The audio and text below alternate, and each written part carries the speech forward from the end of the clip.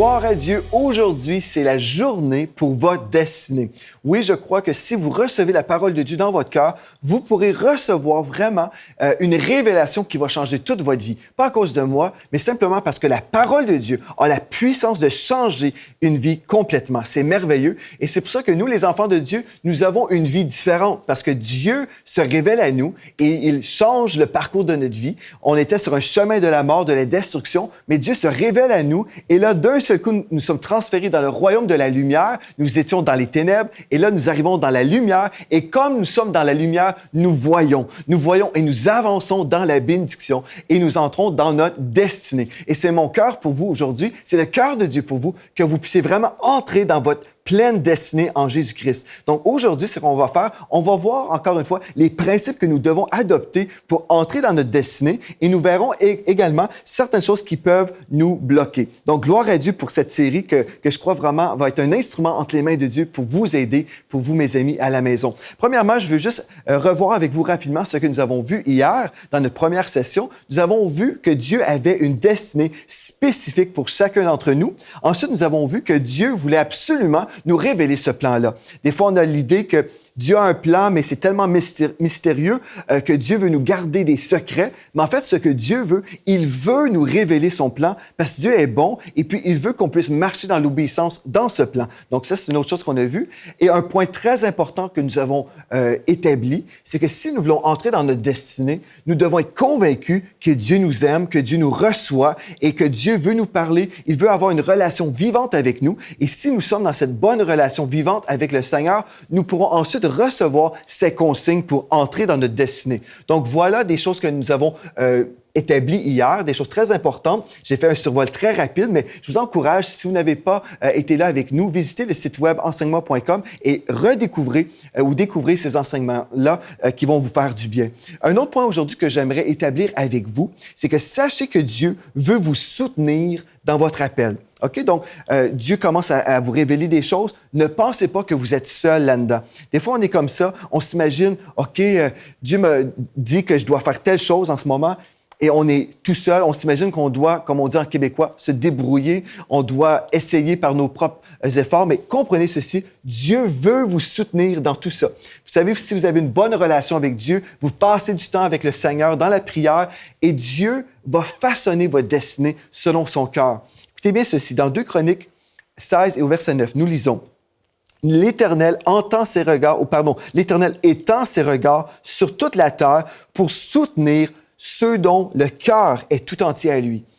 Donc, si votre cœur est tout entier au Seigneur, la Bible nous dit, l'Éternel étend ses regards sur toute la terre pour soutenir ceux dont le cœur est tout entier à lui. Vous savez, c'est simple, hein? Si votre cœur appartient au Seigneur et vous êtes droit devant Dieu, vous voulez servir, bien Dieu cherche à vous soutenir dans votre appel. C'est merveilleux. Donc, nous avons sa faveur sur nos vies et nous avons sa grâce qui est là pour nous soutenir dans ce que Dieu nous appelle à faire. Parce que parfois, Dieu nous appelle à faire des choses qui ne sont pas toujours faciles. Et si nous savons que Dieu est là, que sa présence est là, il va nous soutenir, il va nous aider dans les choses que Dieu nous appelle à faire.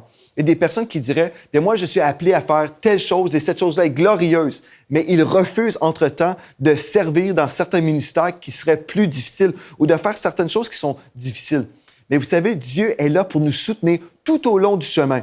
Certaines personnes disent, bien moi, je vais être heureux quand je vais être arrivé à telle chose. Quand je serai rendu dans ma destinée, à la destination ultime, là, je serai heureux. Mais en fait, Dieu veut que nous soyons heureux tous les jours de notre vie, en chemin vers notre destinée. Dieu veut qu'on soit vraiment dans la joie, qu'on puisse expérimenter sa grâce pour vivre cette vie chrétienne tous les jours. Amen, ça c'est une chose très importante parce qu'il y a trop de chrétiens qui sont malheureux. Trop de chrétiens sont misérables. On les voit, ils ne sourient pas, ils sont attristés toujours parce qu'ils se disent « un jour je serai heureux ». Non, prenez la décision aujourd'hui.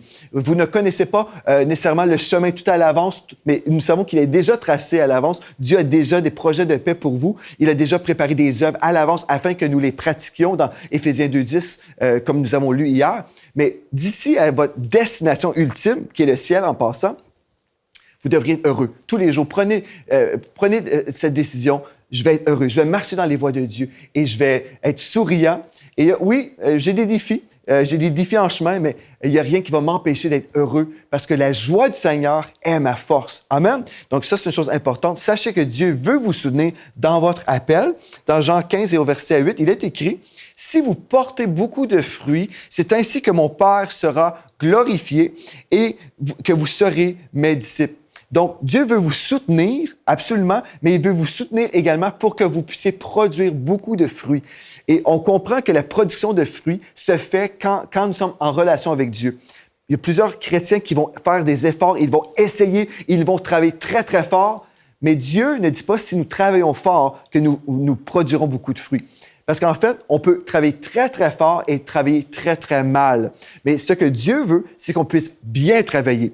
Donc, si j'ai une bonne relation avec Dieu, si j'entends les consignes de Dieu, je vais obéir et je vais travailler avec sagesse et intelligence. Et là, je vais produire beaucoup de fruits.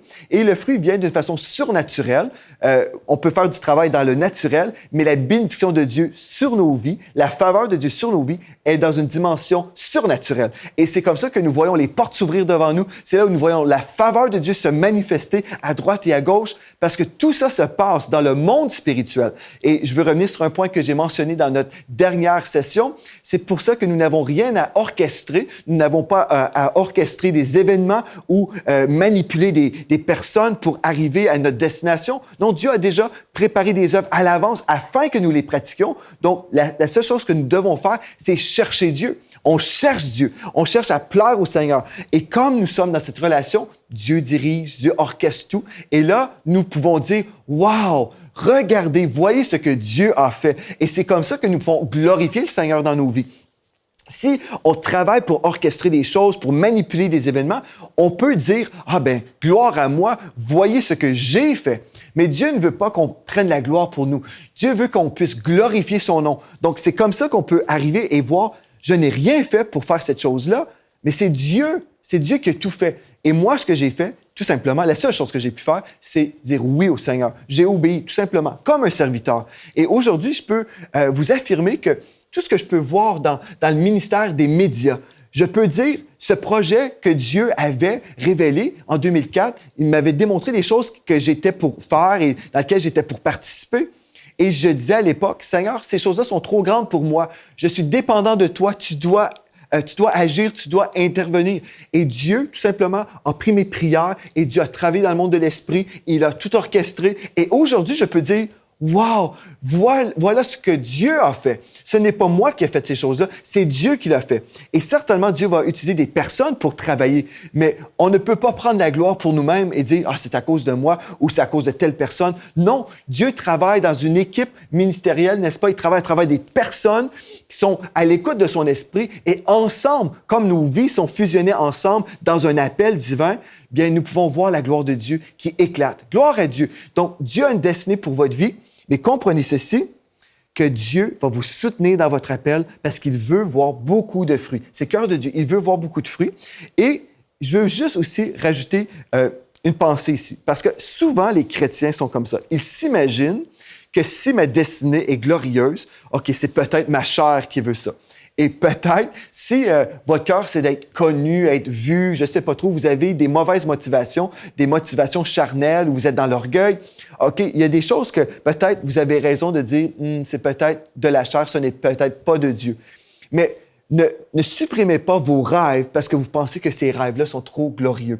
Il y a beaucoup de chrétiens qui se disent, « Ah non, cette chose-là est impossible. Je ne peux pas faire ceci parce que c'est trop merveilleux, c'est trop bon. Dieu veut sûrement que je fasse quelque chose de plus bas, plus humble. » Bref, on a toutes sortes de raisonnements. J'aimerais vous lire un texte dans la parole de Dieu. Remarquez bien ceci.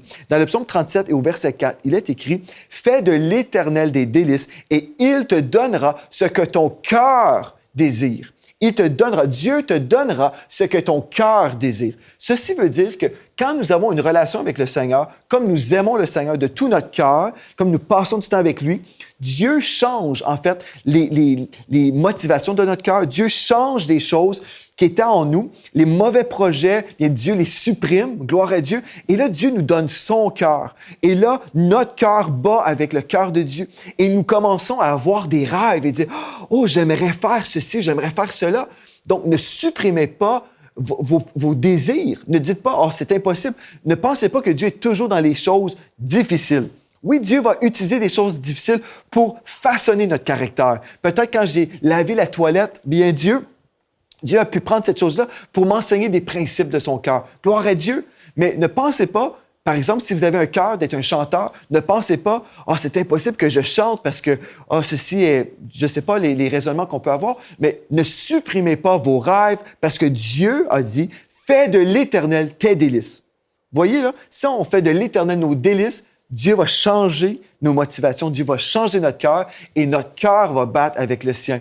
Je peux vous affirmer que, il y a plusieurs années, je n'avais pas dans le cœur un désir de rejoindre le peuple francophone. Mais la Bible a dit, fais de l'Éternel tes délices. Et comme j'étais dans la présence de Dieu, Dieu a surnaturellement changé mon cœur. Et là, aujourd'hui, mon cœur est là pour le peuple francophone. Et je veux voir la francophonie sauvée. Je veux voir des multitudes venir au Seigneur aujourd'hui. Et tout ça, je pourrais dire, non, est-ce que c'est charnel? Non, je sais que c'est pas charnel parce que dans ma chair, je ne voulais rien savoir du peuple francophone. Pas que j'étais contre les francophones, mais je n'avais pas un désir. J'avais juste le désir de servir le Seigneur. Donc, j'étais à la télévision dans le monde anglophone, pensant que je répondais à l'appel de Dieu. Et oui, je répondais à l'appel de Dieu pendant un temps parce que Dieu voulait me former dans le monde anglophone. Mais aujourd'hui, mon cœur bat pour le peuple francophone. Pourquoi? Parce que Dieu m'a donné son cœur. Dieu m'a donné sa vision du peuple francophone. Et là, aujourd'hui, je suis motivé et je sais que ça ne vient pas de la chair parce que je n'avais jamais ce désir-là. Je n'avais pas ce désir-là humainement. Mais Dieu m'a donné son cœur, son désir. Donc, aujourd'hui, je peux entrer dans ma destinée sachant que j'ai reçu de Dieu un mandat spécifique. Et c'est ça que Dieu veut. Ne supprimez pas vos rêves, mais prenez le temps et examinez-vous. Si vous passez du temps dans la prière, et je ne sais pas, vous commencez à avoir un rêve, un désir. Vous avez vraiment quelque chose, une passion en dedans de vous. Bien, ne supprimez pas cette passion, mais prenez du temps avec le Seigneur et dites, Seigneur, est-ce que cette chose vient de toi vraiment? Peut-être vous êtes là, vous rêvez d'avoir un studio d'enregistrement et c'était dans la prière, par exemple. Vous étiez là et vous aviez à cœur et vous avez une vision d'enregistrer des artistes chrétiens. Et là, vous commencez à rêver. Et là, l'ennemi vient et vous dit, non, c'est impossible pour toi. À cause de ceci, à cause de cela. Et de toute façon, c'est de l'orgueil, c'est ça. Et là, l'ennemi veut casser vos projets. Prenez le temps avec Dieu. Cherchez la face de Dieu. Seigneur, dans mon cœur, je ressens ce désir. Est-ce que ce désir vient de toi? Et là, le Saint-Esprit va vous parler.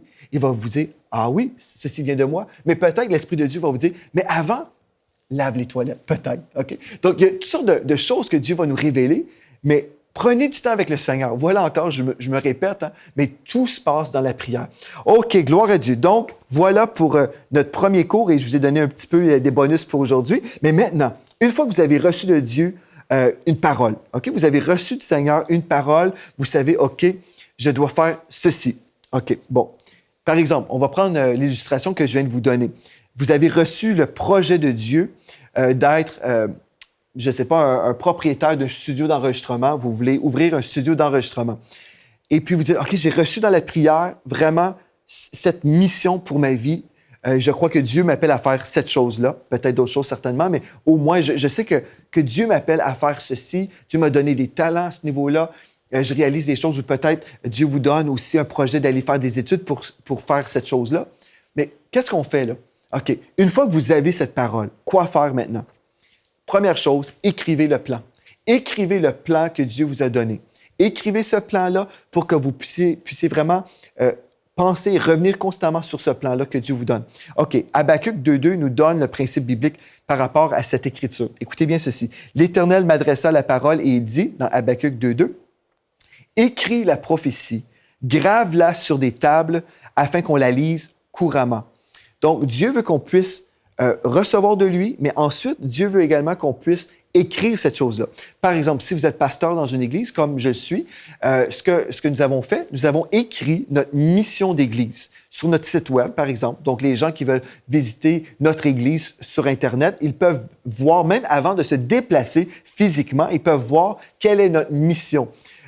Des fois, j'ai parlé avec des pasteurs et j'ai dit, quelle est la mission de votre Église? Et les pasteurs m'ont dit, bien, souvent, j'ai entendu cette réponse, bien, notre mission est de gagner des âmes. Oui, gloire à Dieu, cette mission est pour toutes les églises, en fait. Nous devrions tous dire, nous voulons gagner des âmes. Mais quand nous parlons d'une mission spécifique, nous avons besoin d'avoir une parole de Dieu qui concerne notre Église d'une façon spécifique. Juste gagner des âmes, c'est trop vaste. Ce n'est pas une vision assez concrète. Mais certains vont dire, bien, Dieu nous appelle à gagner des âmes par le biais des réunions d'évangélisation dans des stades, dans des arénas, sous des chapiteaux, par exemple. Ça, c'est notre mission d'Église. Dieu nous appelle à œuvrer en faisant telle chose. Dans notre cas, nous avons su depuis le tout début, depuis 2008, que notre mission, c'était, oui, de gagner des âmes, mais par le biais des médias. Donc, nous avons eu un focus et nous avons toujours travaillé avec cette vision que Dieu nous avait donnée. Donc, on a toujours travaillé dans cette direction-là et des fois, des gens arrivent avec d'autres projets qui peuvent être complémentaires à cette vision ultime, gloire à Dieu. Mais il y a d'autres projets qui arrivent et nous savons que non, ce projet n'a aucunement rapport avec notre vision, avec la vision que Dieu nous a donnée. Par exemple, dans notre mission, nous savons que Dieu nous appelle à rejoindre la francophonie par le biais des médias. Donc, si quelqu'un me dit, bien, le Seigneur m'a donné une parole, nous devons rejoindre le peuple chinois, gloire à Dieu, on ne s'opposera pas, mais ils vont peut-être être frustrés dans notre Église, nous disant, bien, moi, mon appel, c'est la Chine et que Dieu vous bénisse, si c'est votre appel. On ne veut pas s'opposer à l'appel de Dieu. Mais dans notre Église, par exemple, nous savons que notre appel, c'est le peuple francophone. Donc, pour nous, on peut discerner le chemin de Dieu quand on a vraiment une vision très claire, une vision que nous avons écrite. Et si quelqu'un est dans l'Église et la personne est frustrée parce qu'on prêche sur la mission francophone, et la personne dit « Ah, ben moi, je ne veux pas entendre parler de la francophonie », bien, on pourrait dire « Écoutez, vous auriez dû visiter le site web de l'Église au tout début parce que la mission est là. Si vous êtes contre la mission d'une Église, ne fréquentez pas cette Église, c'est clair, n'est-ce pas? » Donc, voilà, on devrait écrire le plan. Donc, premièrement, pour que les gens puissent découvrir notre plan. Et aussi, ici, je parle quand nous sommes dans une Église, un ministère public, mais aussi pour vous-même. Comme ça, vous pourrez toujours revenir à la parole de Dieu, revenir à la parole que Dieu vous a donnée. Ensuite, OK, vous avez reçu de Dieu dans la prière vraiment une destinée, vous avez reçu une vision de Dieu, une parole de Dieu, vous l'avez écrite. Et ensuite, priez maintenant pour l'accomplissement de la prière. OK, ou de ce plan. Priez donc pour l'accomplissement de ce plan, parce que tout se passe dans la prière. Je me souviens quand Dieu m'avait donné une vision qui concernait le peuple francophone, je disais, « Seigneur, c'est trop grand. Envoie-nous, Seigneur, les ouvriers pour travailler, pour rejoindre le peuple francophone. Envoie les ouvriers, Seigneur. On a besoin de recevoir de cette aide, Seigneur. » Et puis là, on priait, et le Seigneur a travaillé dans le monde spirituel. Là, ce qu'on fait aussi, c'est que si vous avez reçu une parole dans votre cœur, c'est bien, gloire à Dieu, mais souvent, ce que Dieu va faire, il va confirmer sa parole par des messages prophétiques. C'était comme ça pour moi. Donc, j'étais à l'époque en Alberta, j'ai reçu une parole de Dieu. Et puis là, on recevait des ouvriers, des pasteurs, des prophètes qui venaient. Et lorsqu'on était dans l'Église, on recevait souvent des paroles prophétiques concernant notre appel. Et il n'y avait personne qui connaissait ce que j'avais vécu. Bien, certains, oui, connaissaient, mais il n'y avait personne parmi les orateurs invités qui pouvait vraiment connaître ce que j'avais vécu. Donc, ils commençaient à prophétiser des choses concernant les médias, concernant le peuple francophone. Et puis là, on a pris ces paroles-là, on a entendu la parole prophétique, on n'a pas méprisé la parole prophétique, mais on l'a reçue, on a examiné ce qui était bon et on a retenu ce qui était bien. Et là, on a prié en direction ou en harmonie dans la même direction de cette parole-là. On pouvait dire au Seigneur, « Seigneur, tu as dit. Seigneur, tu as dit qu'on devait faire ceci pour le peuple francophone. Seigneur, tu as dit cela. » Donc, on prie dans cette direction-là. Et là, on répond à l'appel biblique dans 1 Timothée 1 et au verset 18. Remarquez bien ce texte-là. Plusieurs chrétiens ne font jamais ça. Ils entendent une parole prophétique et puis là, ils attendent. Ils se disent, « OK, bien, un jour, Dieu fera quelque chose. » Non, quand on reçoit une parole de Dieu, ensuite des paroles prophétiques qui concernent notre appel et notre destinée, là, Dieu nous donne une responsabilité. L'apôtre Paul a dit à son fils spirituel, « Prie maintenant et accouche ces paroles prophétiques. » Je vais vous montrer bibliquement, 1 Timothée 1,18, nous lisons, « Le commandement que je t'adresse, Timothée. » Remarquez, là, ce n'était pas une suggestion. L'apôtre Paul a utilisé un langage assez solide, assez ferme. « Le commandement que je t'adresse, Timothée, mon enfant. » Selon les prophéties faites précédemment à ton sujet, c'est que d'après ces prophéties, combat le bon combat. Tu dois combattre le bon combat de la foi, Timothée, à partir des paroles prophétiques. Amen! Ça, c'est merveilleux. Donc, quand vous avez reçu des paroles, vous devez prendre au sérieux ces paroles-là. Si vous dites « Ah, mais je suis incertain si cette parole est de Dieu », bien, vous devez faire comme la parole de Dieu nous dit, nous examinons toutes choses et nous retenons ce qui est bon.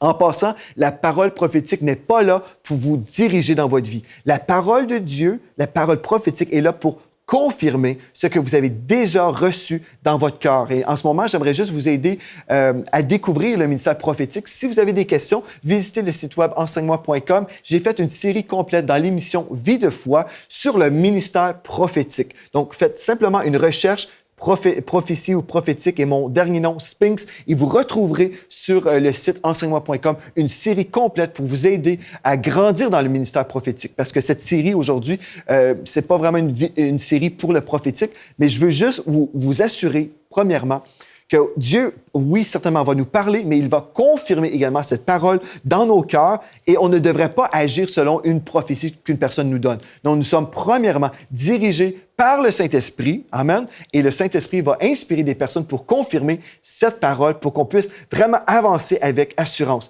Et si je doute, bien, je mets cette parole-là sur l'étagère et puis je vais prier et le Seigneur va se répéter. Comme nous nous répétons quand nous voulons corriger nos enfants, nous voulons enseigner nos enfants, on va dire à nos enfants, écoute, va faire le ménage de ta chambre, va ranger tes jouets, on va dire des choses et on va se répéter. Dieu est pareil, il va nous parler, nous sommes ses enfants, il nous aime, il veut qu'on soit obéissants. Donc, si nous avons un cœur sincère et nous sommes à la recherche de la volonté de Dieu, Dieu va confirmer le plan qu'il a en réserve pour vous. Ne soyez pas dans la crainte à ce niveau-là. Donc, écrivez le plan.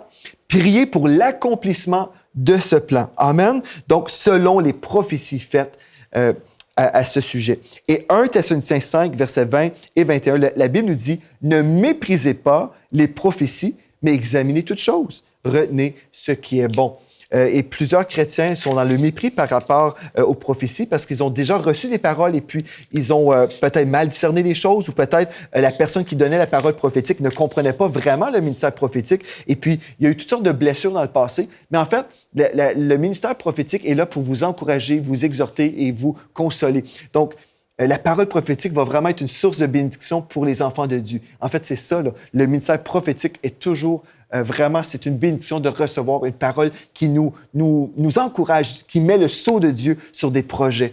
Je me souviens juste en 2016, au tout début de l'année 2016, j'étais en prière ici dans les studios de télévision et puis l'Esprit de Dieu m'a donné un projet.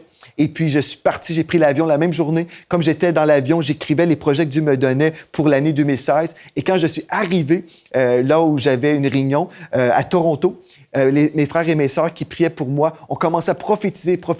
Et là, ils mettaient comme des crochets sur les projets que Dieu m'avait donnés. Ils prophétisaient. Et là, j'étais tellement béni parce que Dieu m'avait parlé, mais là, j'avais des frères et des sœurs qui disaient, Dieu t'appelle à faire ceci, Dieu t'appelle à faire cela. Et là, c'était comme un crochet. Oui. Et là, j'ai pu répondre à l'appel de Dieu et dire, oui, Seigneur, tu m'as parlé et tu as confirmé et c'est tellement encourageant. Alléluia. Donc, écrivez le plan, priez pour l'accomplissement de ce plan. Et là, une autre chose qu'on veut faire, c'est renoncer au plan B. Oui, il y a beaucoup de chrétiens qui disent, OK, Seigneur, tu m'appelles à faire ceci, mais si cela ne fonctionne pas, on va s'organiser entre nous pour que le plan B fonctionne. Et Dieu, vous savez, est un Dieu de foi. Dieu aime lorsque nous opérons, lorsque nous marchons par la foi. Et plusieurs chrétiens ne marchent pas par la foi et ils sont séduits, s'imaginant qu'ils sont dans la foi. OK, on va prendre un pas de foi, mais si les choses ne fonctionnent pas, on a notre plan B pour nous donner comme un sentiment de sécurité. On va pouvoir retomber sur quelque chose de plus intelligent, plus solide. Écoutez bien, le plan de Dieu est le plan solide. Je me souviens, quand j'ai quitté le monde de la télé, j'ai quitté le salaire qui venait avec. Quand j'ai quitté le monde anglophone, la télévision anglophone, j'ai quitté la sécurité humaine. J'ai quitté ma maison, j'ai vendu ma maison, j'ai quitté mon salaire. Quand on quitte quelque chose, un employeur, OK, l'employeur va nous donner un salaire, bien, j'ai tout quitté, j'ai renoncé à toutes ces choses-là et je suis revenu au Québec. Et quand nous avons démarré l'Église, juste avant ça, pendant des mois avant, on n'avait pas de salaire. On vivait par la foi, mais on était dans une sécurité totale. Savez-vous pourquoi? Parce que Dieu nous avait parlé, Dieu nous avait révélé des choses et on était en paix et en sécurité.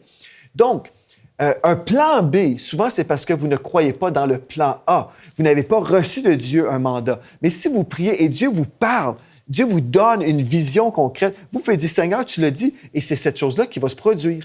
Et on est dans la foi et dans l'expectative, nous sommes convaincus de notre affaire. Et je peux vous dire, Dieu est toujours fidèle. Vous savez, la sécurité dans le monde humain, des fois, on est là, on dit, OK, mais si je quitte ceci ou cette position, je vais perdre ceci ou cela.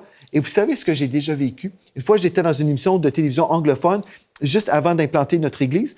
Et Dieu a vraiment parlé. Il a dit, maintenant, c'est le temps de tout relâcher. Et par la suite, j'ai vu, wow, le Seigneur m'avait vraiment parlé au bon moment. Dieu n'est jamais en retard. Et si on suit le Seigneur, nous verrons la main de Dieu, la protection de Dieu. J'aimerais vous témoigner, Dieu est tellement bon.